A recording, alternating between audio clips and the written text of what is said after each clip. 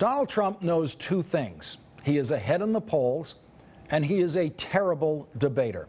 He knew there was nothing he could possibly gain on the debate stage tonight if he faced solid questions by the moderators and attacks by Ted Cruz and the other candidates. And so Donald Trump made the strategic choice that a terrible debater with a lead in the polls should make: refuse to debate.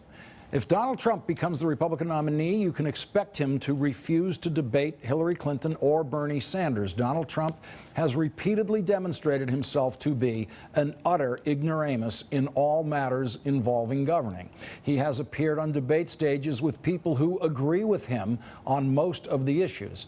His only memorable moment as a debater was defending so-called New York values on 9/11.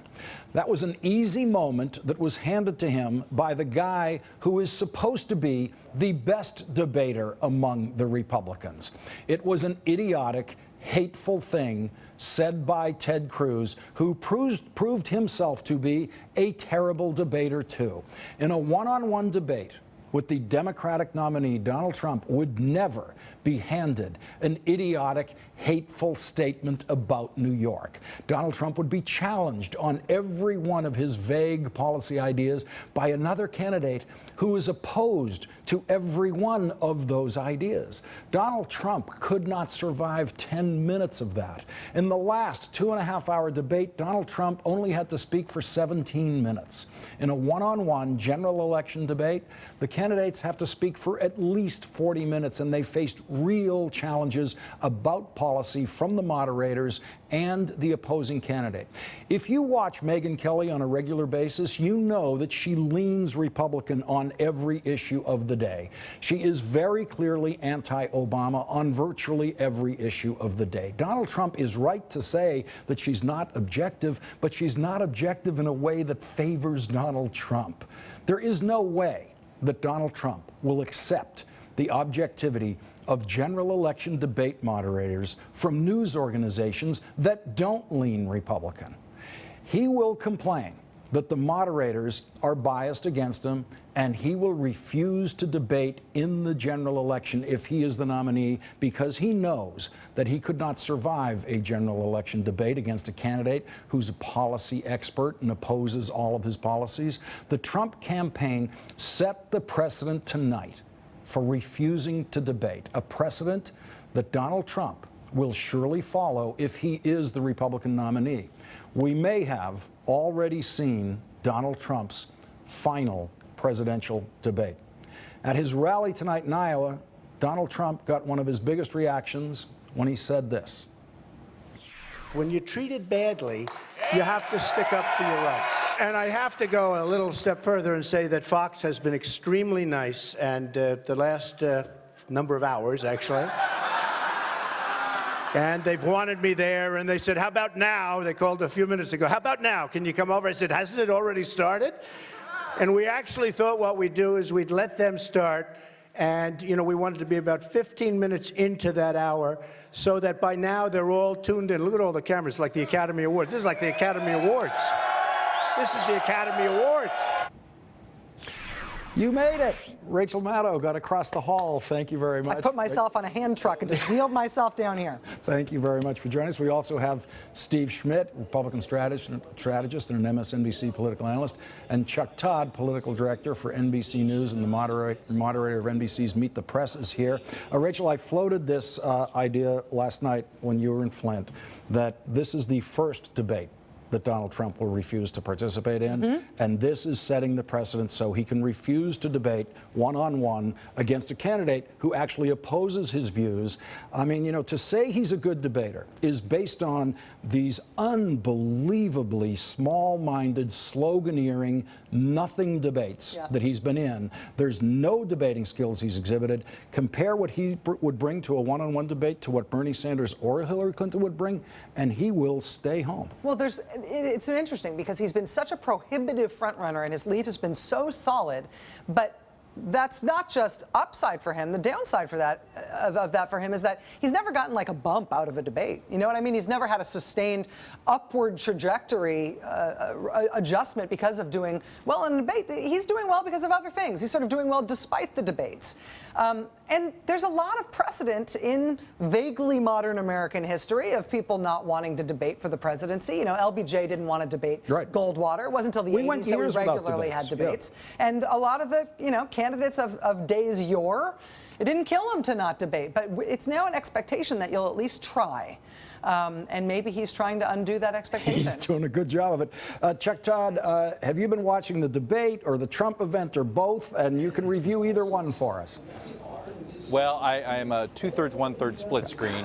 Have it on the computer. Been I knew watching you could do it, Chuck. I knew you could do it. My favorite part was Rick Santorum trying desperately not to look like he was behind the podium directly. Like, no, I don't want the Trump name in front of me, right? It was sort of like a fun, but I'll get up on stage. Look, I also went there before, and it is interesting when it had a rock concert atmosphere. All right, there is this, and I've been to a lot of Trump events now, and there's always this same feeling. But particularly when it's on a college campus, you have people that want to just see the show. Some don't like Trump, some love Trump, but it is sort of like this rock concert feel that has dedicated group, like think Fish concert or Deadheads and things like that. I think you have Trump heads. But what was amazing was just how much energy and excitement was at Drake. Right on the outside, everybody's freezing.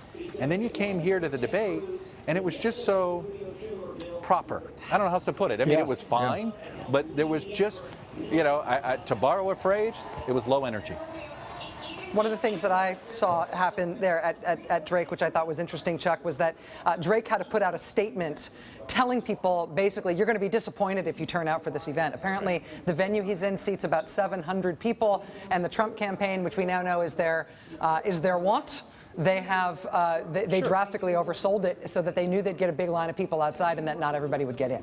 Let me have a little private moment. Well, they did put they had a big video screen outside for people, but frankly, I mean, I consider myself hardy. I know Iowans are hardy, but it was too cold to stand up there and watch a video screen. I just want to have a private technical word with Rachel for a minute. Don't listen to this. My sound's going in and out every once in a while. I got that sense when you started doing this. If I point to you, you just start talking, okay? Okay. But Steve Schmidt, Steve, the debate without Donald Trump, which is what I spent the last hour with, is a decidedly boring event, I guess to no one's surprise. Nice debate. Very low energy.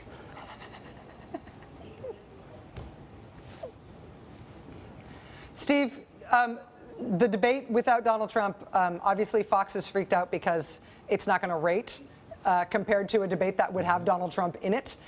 As a Republican who cares about policy substance and who has sort of lamented the Trumpism within the party this year, is a Republican debate without Trump showing a better side of the Republican Party? Are people comporting themselves in a way that you're happier with as a Republican? Look, I think when you look at the debate, Donald Trump pulled off a remarkable political feat here. He raised $6 million for veterans. He had two of his competitors, the last two winners of the Iowa caucuses, show up at his event. And he turned the entire Fox Republican debate into an undercard event. Doesn't have a particular amount of relevance without his presence there. And in fact, he set up a scenario where the establishment candidates going after Ted Cruz weakened Cruz's position in Iowa. And of course, the establishment candidates are in a competition for who comes in third in Iowa and who's going to emerge out of New Hampshire. And I would just say, to Lawrence at the beginning of this, I mean, the notion that Donald Trump won't acquit himself well should he be the nominee in a fall debate against Hillary Clinton or Bernie Sanders, and I just profoundly disagree with it. First, I don't think either one of them are particularly charismatic or effective debaters. And secondly, I think that Donald Trump has shown throughout the entirety of the campaign a phenomenal talent to be able to communicate. And he's won all of these Republican debates from the first one to the last one. He has, in fact, strengthened in his polling numbers coming out of all of them. And so as we come in now to the final weekend before Iowa, Donald Trump is in complete command of this race. as he has been literally from the second he got into it. And it's amazing to watch it at a political level. Steve, can you name me one policy challenge he actually faced and handled in any one of the debates? You know, Lawrence, I think that he's gotten a range of questions on policy issues, but I think that he's effectively communicated a departure from Republican orthodoxy on a couple of key issues that have really broken through. The first is on trade. He's not a reflexive free trader, and I think that connects with a blue-collar base in the Republican Party, non-college educated, deeply impacted by the Great Recession, ravaged by globalization. And there's a lot of Democrats that fall into that category as well that I think he has a potential in a general election to connect with. So in in a general election debate with Bernie Sanders, he would hear Bernie make the case on a factual basis, point by point, against TPP, and then Donald Trump would say, I agree with Bernie.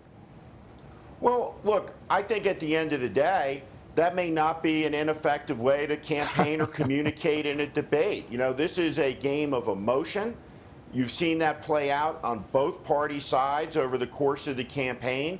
You know, Bernie Sanders' campaign is fueled by passion, by conviction, by an authenticity. There's a connective tissue between Sanders and Trump in that they're the two candidates talking about the corrupting influence of money in politics.